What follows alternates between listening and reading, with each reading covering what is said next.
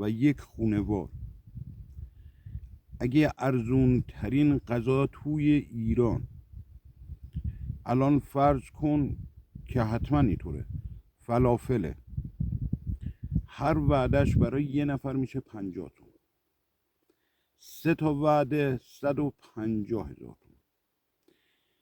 برای یه خونوار 4 نفره به عبارتی 600,000 تومن.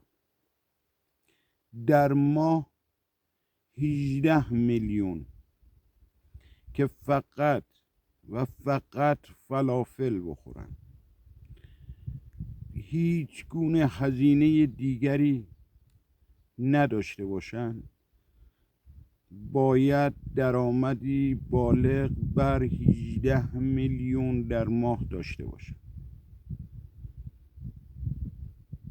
نه مریض بشن، نه میوه بخورن، نه لباس بخرن و هیچ کاری نکنن، فقط برای رفع گرسنگی.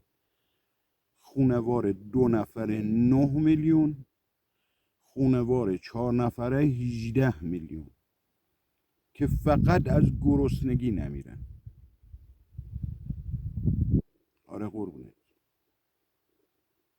جان کندن از زندگی ما حیات نیست.